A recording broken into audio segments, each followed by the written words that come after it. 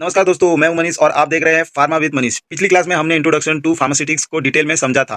Pharmaceutics क्या है, इसका स्कोप क्या है और फार्मेसी में इसका क्या इंपॉर्टेंट है। आज हम उसी सीरीज का अगला और सबसे इंपॉर्टेंट चैप्टर शुरू करने वाले हैं, जिसका नाम है डोजेस फॉर्म। अगर आप डी फार्म फर्स्ट ईयर के स्टूडेंट है तो इस चैप्टर को आपके लिए बहुत इंपॉर्टेंट है, क्योंकि इस चैप्टर से आप समझेंगे कि एक ही मेडिसिन कभी टैबलेट, कभी कैप्सूल, कभी सिरप, कभी इंजेक्शन और कभी क्रीम के फॉर्म में क्यों आते हैं। ठीक है, इस वीडियो में हम सिर्फ डेफिनेशन ही नहीं पढ़ेंगे, बल्कि ये भी समझेंगे डोजेस फॉर्म क्या होता है, इसकी जरूरत क्यों पड़ती है, कितने कितने टाइप्स के डोजेस फॉर्म होते हैं, हर डोजेस फॉर्म का यूज कब और क्यों किया जाता है, एग्जाम और वाइवा में कौन से क्वेश्चन सबसे ज्यादा पूछे जाते हैं। मैं हर कंसेप्ट को सिंपल और हिंदी में इंग्लिश टर्मिनोलॉजी के साथ और रियल लाइफ एग्जाम्पल के थ्रू एक्सप्लेन करूंगा, ताकि आपको रटना ना पड़े, बल्कि कंसेप्ट हमेशा के लिए समझ आ जाए। तो बिना किसी देर करे चलिए शुरू करते हैं फार्मास्यूटिक्स चैप्टर 2 डोजेस फॉर्म।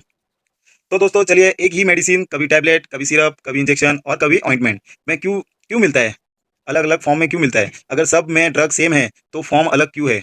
आज इस वीडियो के बाद आपको डोजेस फॉर्म का पूरा कंसेप्ट क्रिस्टल क्लियर हो जाएगा।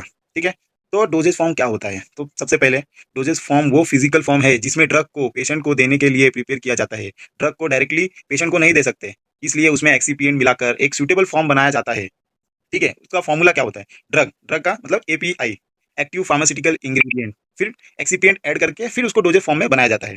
ठीक है, एपीआई का फुल फॉर्म क्या है, एक्टिव फार्मास्यूटिकल ड्रग या इंग्रेडिएंट। ओके, एपीआई वो एक्टिव केमिकल सब्सटेंस होता है जो थेरेप्यूटिक इफेक्ट देता है, यानी डिजीज को ट्रीट करता है या सिम्टम्स को कम करता है। सिंपल लैंग्वेज में समझे, एपीआई ही असली मेडिसिन होती है। इसी इसी की वजह से पेशेंट को फायदा होता है।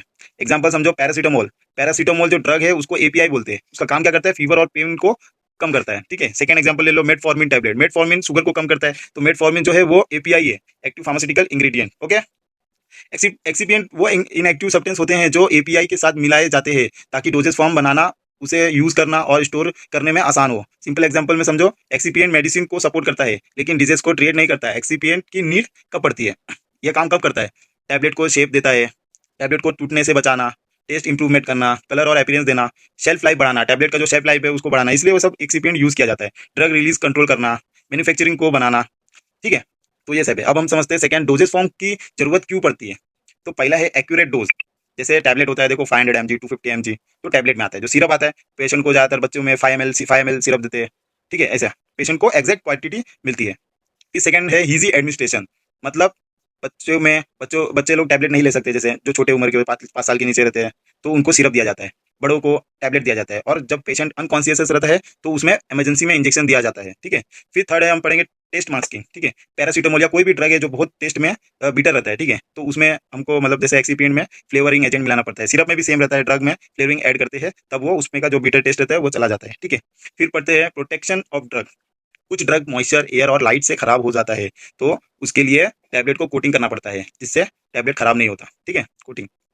फिर कंट्रोल ड्रग रिलीज, जैसे आपको मैंने अभी रील्स में बताया था, एक मैंने शॉर्ट वीडियो अपलोड किया था, एसआर और ईआर टैबलेट क्या होता है। ठीक है, तो एक बार जरूर जाकर वीडियो देख लेना, मेरा शॉर्ट वीडियो, उसमें आपको बताया मैंने अच्छे से ईआर और एसआर टैबलेट क्या होता है। ड्रग धीरे धीरे रिलीज होता है, उसको तोड़कर नहीं खाना चाहिए। ठीक है, इसलिए कभी भी टैबलेट लो तो उसके ऊपर जो नाम लिखा रहता है उसको अच्छे से पढ़ो, एसआर टैबलेट है कि ईआर टैबलेट है कि सीआर टैबलेट है। ओके, फिर फिर है पेशेंट कॉम्प्लेंस। पेशेंट इजीली मेडिसिन ले लेता है, जैसे चिल्ड्रन, बच्चे सिर्फ अच्छे से ले लेते हैं। ओल्ड एज वाले को हम कैसा क्या देंगे, डिस्पोजेबल टैबलेट, जो जल्दी ये माउथ पे रखते ही टैबलेट डिजॉल्व हो जाए जल्दी, तो डिस्पोजेबल टैबलेट।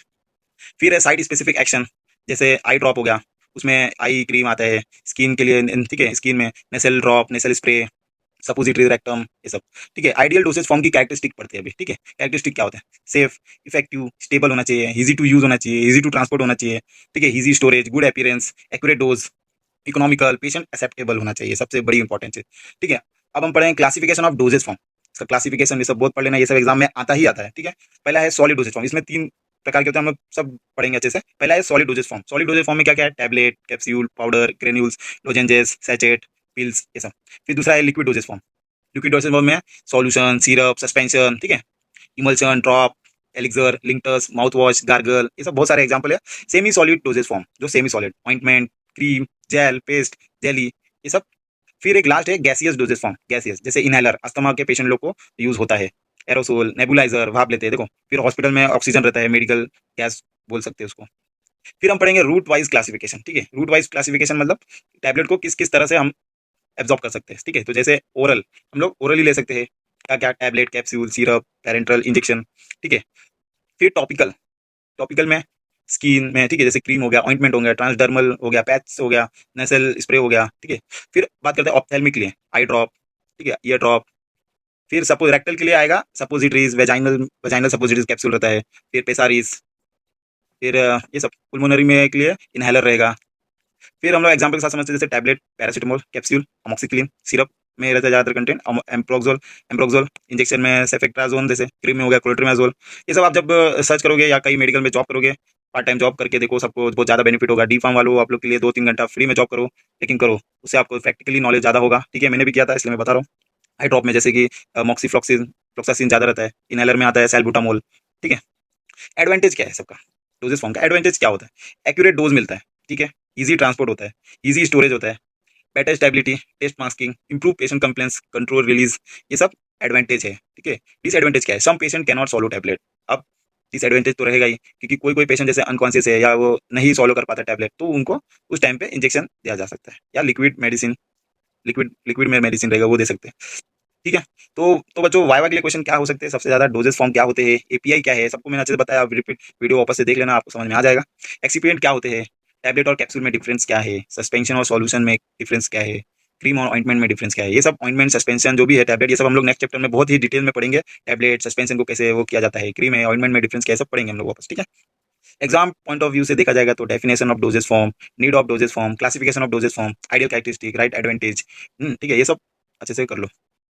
तो बच्चों, ये सब एग्जाम में आ सकते हैं। और सबसे ज़्यादा मैं ज़्यादातर नोट्स तो मैं नहीं प्रोवाइड करता हूँ, लेकिन आपको अगर नोट्स चाहिए रहेंगे तो मेरे को कमेंट्स में पक्का बता देना, मैं नोट्स अवेलेबल करा दूंगा, ठीक है। तो नेक्स्ट चैप्टर में मिलते हैं।